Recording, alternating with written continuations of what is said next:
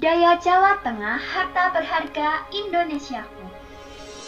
Video ini kami persembahkan kepada Bapak Ibu guru, orang tua, dan teman-teman. Kami juga berterima kasih kepada Bu Petra, Bu Ratna, dan Bu Anel yang telah mendampingi kami dalam pembuatan video story Jumper. Halo semuanya, perkenalkan nama saya Benedictus Amin Arya Bima, biasa dipanggil Alvin. Halo semuanya, perkenalkan nama saya Maria Cahyani Tias, biasa dipanggil Maria. Halo semuanya, perkenalkan nama saya Asa Lucia Saputra, bisa dipanggil Ando. Halo semuanya, perkenalkan nama saya Lesi Camilia, biasa dipanggil Lesi.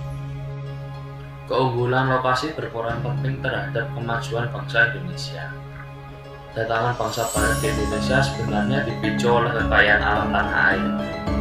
Kala itu, bangsa Barat sudah tertarik dengan Nusantara yang memiliki tanah subur, lautan luas, keanekaragaman hayati, hingga rempah-rempah yang melimpah. Akhirnya bangsa Barat pun berlayar dan mendatangi Nusantara untuk berdagang dan mendapatkan rempah-rempah. Keinginan berdagang itu pupus karena sifat keserakahan yang tergantikan dengan praktik penjajahan. Bangsa Barat berupaya menguasai Indonesia sebagai negara penghasil rempah terbaik dan terbesar di dunia. Akibatnya, timbul berbagai perlawanan di berbagai daerah di Indonesia, salah satunya di Jawa, yaitu perlawanan Diponegoro. Perlawanan Diponegoro atau biasa dikenal dengan Perang Diponegoro terjadi selama 5 tahun dari 1825 sampai 1830. Perang besar ini dipimpin oleh Pangeran Diponegoro yang berpusat di Pulau Jawa. Pangeran Diponegoro melancarkan strategi perang melawan Belanda selama 5 tahun. Ia menggunakan taktik gerilya dengan melakukan pengelabuan, serangan kilat, dan pemupukan tak terlihat. Saat Pangeran Diponegoro yang menjabat sebagai wali raja tidak tahan dengan kehadiran Belanda di Keraton Yogyakarta. Akhirnya Pangeran Diponegoro memutuskan untuk kembali ke kediamannya di Tegalrejo. Selang beberapa waktu, Belanda memasang patok-patok perbaikan jalan di sepanjang makam leluhur Pangeran Diponegoro. Ulah Belanda ini memancing kemarahan Pangeran Diponegoro dan rakyat setempat. Akhirnya Pangeran Diponegoro mengganti patok tersebut dengan tombak sebagai tanda perlawanannya terhadap Belanda. Rakyat pun menyatakan perang. Setelah melakukan berbagai perlawanan, akhirnya Indonesia merdeka. Dengan merdeka, maka bangsa Indonesia mulai memelihara dan melestarikan cagar budaya yang berupa candi, di mana setiap candi mempunyai asal-usulnya masing-masing yang dipercaya oleh masyarakat setempat atau yang disebut dengan cerita legenda. Contoh cerita legenda dari Jawa Tengah yaitu asal-usul Candi Prambanan atau biasa yang disebut Roro Jonggrang. Ing jaman biyen ana loro kerajaan yaitu Kerajaan Prambanan sing dipimpin karo Prabu Boko lan Kerajaan Pengging sing dipimpin karo Bandung Bondowoso. Ing wekdal ingkang wonten kanyono-nyono, Kerajaan Prambanan diserang dening Kerajaan Pengging sing jalari Prabu Boko lan wadya bolone sedo amarga kena pusakane Bandung Bondowoso lan Kerajaan Prambanan kapimpin dening Bandung Bondowoso. Rikala Bandung Bondowoso mimpin Kerajaan Prambanan, Bandung Bondowoso ndelang putri sing ayu rupane ingkang asma Roro Jonggrang, putri saka Prabu Boko. Bandung Bondowoso banjur nglamar Roro Jonggrang, nanging ana syarate, yaiku Bandung Bondowoso nggawe 1000 candi sing kudu mari ing wektu sewengi. Ing wayah wengi, Bandung Bondowoso ngumpulne jin karo bangsa alus. Para jin lan bangsa alus banjur nggarap sing diperintahke dening Bandung Bondowoso. Ing wektu cepet bangunan candi meh dadi 1000. Roro Jonggrang ndelengi saka kadohan. Dheweke bingung ngeteni Bandung Bondowoso direwangi para jin. Roro Jonggrang menehi tugas marang dayang-dayange nglumpukake lan bakar damen lan punitne lesung serta nyebar kembang sing wangi saengga jin lan pongso alus mau wedi amarga dikira wis esuk.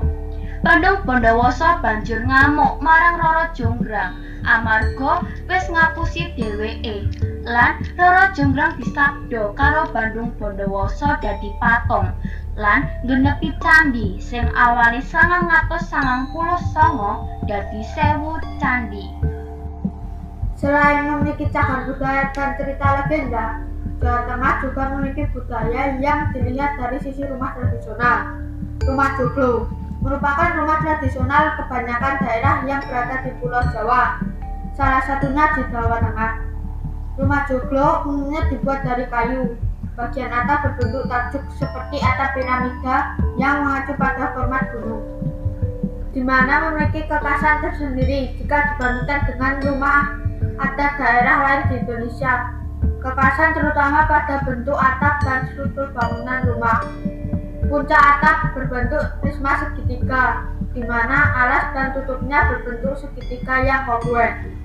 Pada semua sisi, atap dilebarkan menjadi landai yang menggunakan tiang-tiang tambahan. Potongan atap total berjumlah 8. Rumah tradisional joglo pada masa lalu merupakan karakteristik bagi istana yang dihuni oleh ningrat Jawa.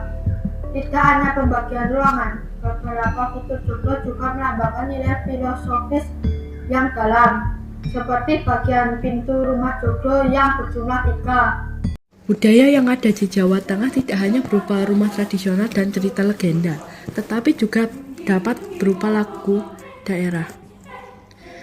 Lagu Gundul-Gundul Pacul merupakan lagu daerah yang berasal dari Jawa Tengah. Pada lagu Gundul-Gundul Pacul di video tersebut terdapat 4 suara, yaitu sopran, suara tinggi pada wanita, alto, suara rendah pada wanita, tenor, suara tinggi pada pria, dan bass, suara rendah pada pria. Lagu Gundul-Gundul Pacul memiliki makna tersendiri, yaitu pada lirik Gundul-Gundul Pacul col kembelengan diartikan sebagai pemimpin yang lupa bahwa dirinya sedang mengemban amanah rakyat. Namun dirinya malah menggunakan kekuasaannya sebagai kemuliaannya, menggunakan kedudukannya untuk berbangga-bangga di antara manusia dan menganggap kekuasaannya itu karena kepandaiannya. Yunggi wakol kembelengan berarti membawa bakul atau tempat nasi di atas kepala. Namun banyak pemimpin yang lupa bahwa dia mengemban amanah penting, yaitu membawa bakul di kepalanya. Bakul merupakan simbol kesejahteraan rakyat. Namun masih banyak pemimpin yang masih melenggak-lenggokkan kepalanya dengan sombong.